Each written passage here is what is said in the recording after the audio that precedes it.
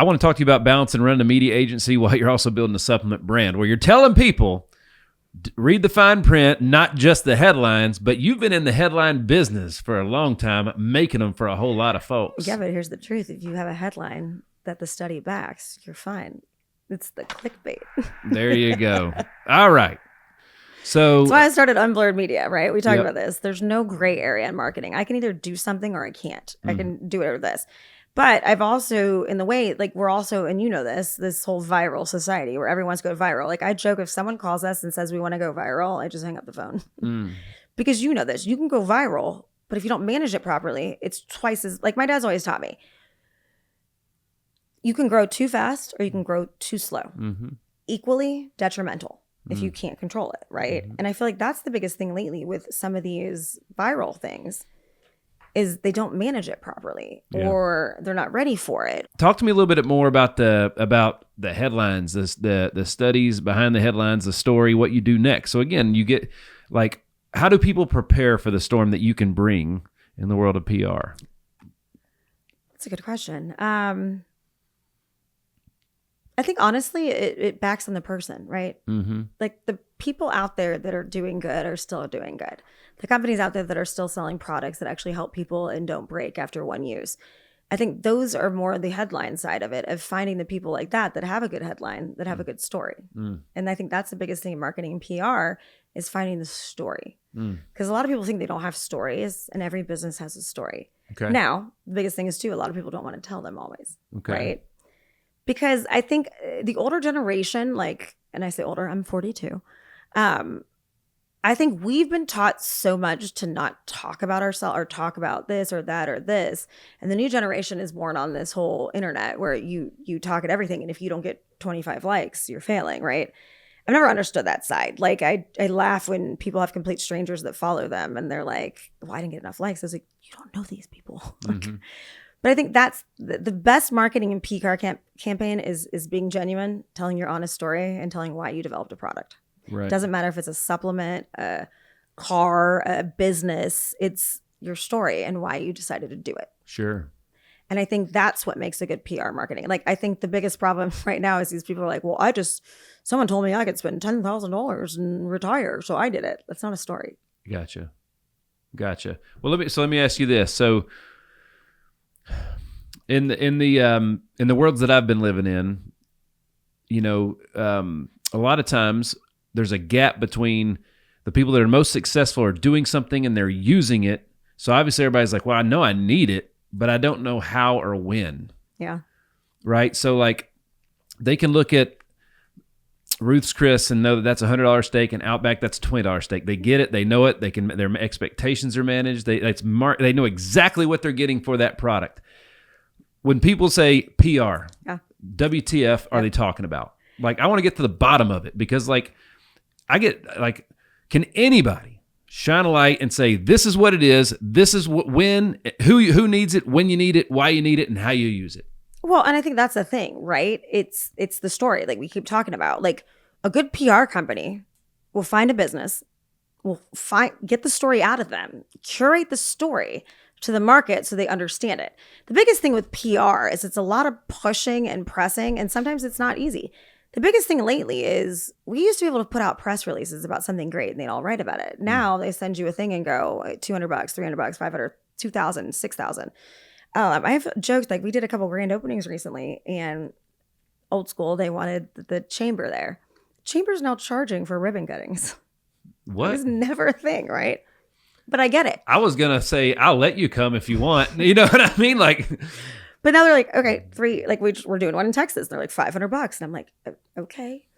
But that's the problem. We've become this clickbait society. So PR has less of a definition per se, because it's all over. It's getting write-ups. It's getting people talking about you. It's no longer just about getting put in the media. It's about getting in social media. It's about getting with influencers. It's about finding the right people that fit your demographics. So it's kind of blurred the lines of what PR and marketing are. And I know I've always said this. Marketing and PR go hand in hand. You can't have standalone. Like, you can do all the PR stuff. And like one of our clients, we just got written up in the AP News, right? That's amazing. But if no one knows about it, what does it do? That's right. So then we turn and run those as social media ads. showing that they were there. So I think that's the problem. Everyone wants a strict definition of PR, but there isn't one anymore because it's so blurred. You got the influencer side, you got the media side, you got the TV side, you got the podcast side. Like, you guys have brought an entire different demographic to the marketing side, because what you're doing, you know, this is marketing. We've talked about this. Like, there is a correlation and we work together. But that's the thing. It's blurred the lines because it's brought so much more. And honestly, I hate to say it, like, a lot of podcasts are giving more influence to people than an article written up in the Times. For sure. It's two different mediums now. It's two different platforms. I almost think it's more than that, right? It totally is, but just between print versus, I mean, like, you know, a show, TV, you know what I mean? Like, it's the folks that are catching up to the parade here. All right. It's so funny because they'll come in and they'll find out, you know, what something costs. And I'm like, well, you realize that the camera that we're shooting this with costs $10,000 and there's 4 of them. That's what I don't understand is when did it happen when someone thought they could launch a company for $500 a month? You and I both know this. We've launched multiple companies. I've helped launch other companies too.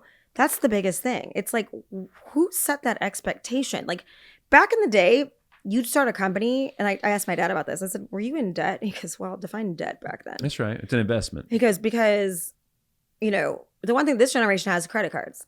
The dead generation didn't. So it's like, if they didn't have money, they didn't have money. If they didn't have loans.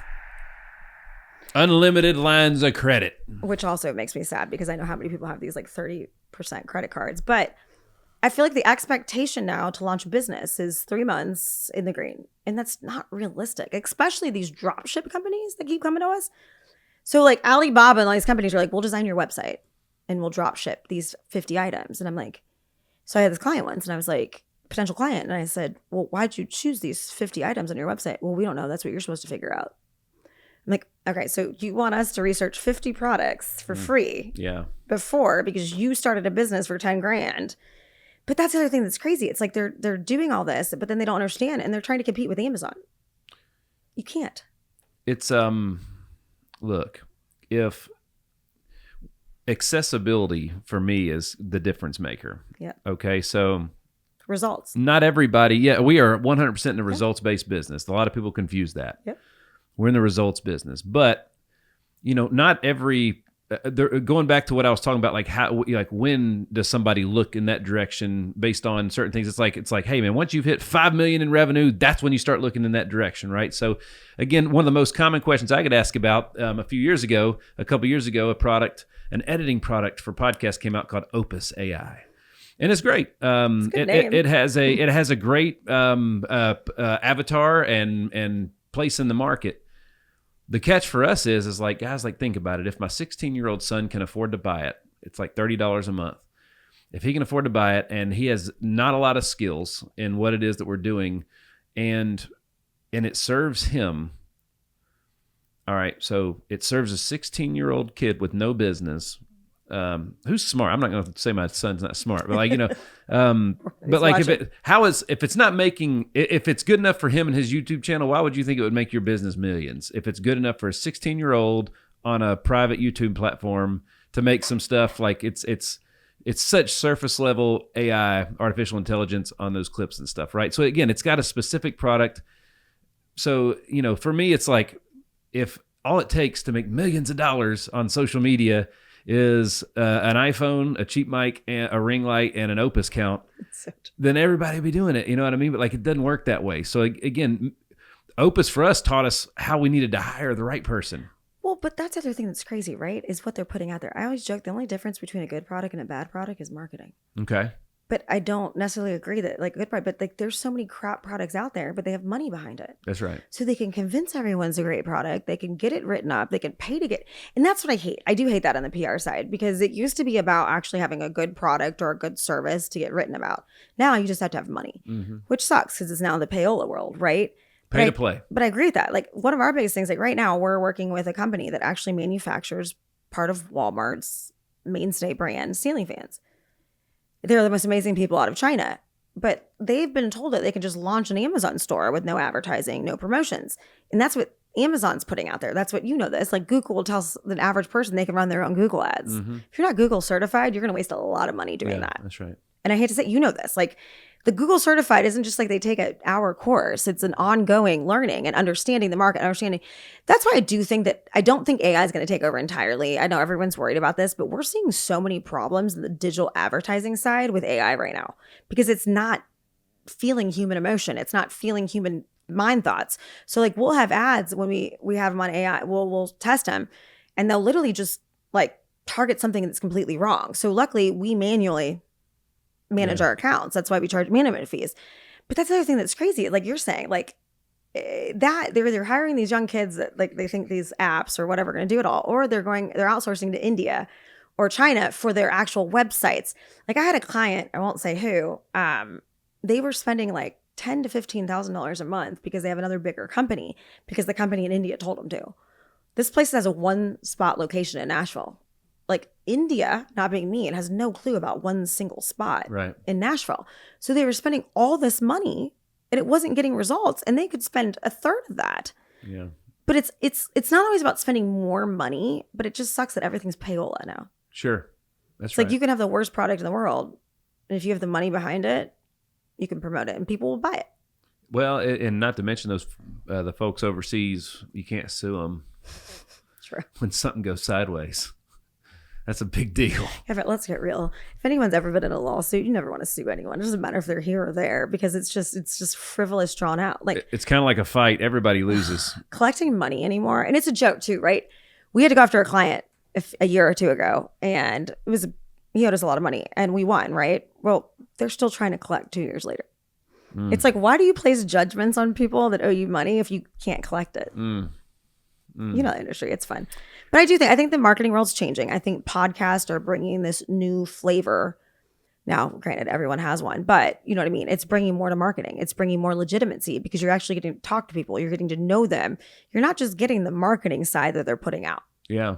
Well, all right. So check it out, folks. Again, here is somebody that I would say you should say is considered an expert in PR and marketing. Some days. She just launched a business and she's right here with old Nick. What does that tell you? Exactly. All right. So she's proving my point right here. Watch that. Well, I even joke, right? I'll look at clients. I'm like, I get this. Like, what do you mean? I was like, I have other business other than marketing. I know how stressful this is. Like we're spending thousands right now for marketing because that's what you have to do to get something out there. And so I'll look at the clients. I'm like, I know this pain. But it's also, like you said, it's an investment. I don't know why people think marketing, you build a building, you have cost, but you can have the greatest building in the world. But if no one knows about it, yeah, that's right. Does it matter? And if you don't own it and you're going to reside there, you have to rent it a little bit, right? So that's real estate. Well, guess what? She's going to get you, all right? She's going to get you into some digital real estate, which is rented. It's rented. Somebody owns that digital footprint. But we also say that they're selling advertising everywhere now. They are. Because they realize there's money to be made. And I laugh, like even like the preferred, like now I have Fire TV and I joke, like, I'm like, oh my gosh, there's commercials on that now. Netflix is doing commercials because they all realize there's money to be paid. And I think that's what a lot of these publications are realizing too. That's what marketing is about, is having a product and reaching the people that need it or want it. That was the goal, was figuring out with this show. One of the goals was like, all right, who is our audience and how do we make sure that we can feed them everything that they need? And so like, the products, the companies, the brands that we put in the ads on this show are very intentional. We want to partner with those companies. Some of them are my own companies, right? But we want to partner with those companies because again, we know that our audience base, we know we're all here for the same type stuff. We have a lot in common. Thanks for tuning in. Like and subscribe for more and visit nickhyder.com.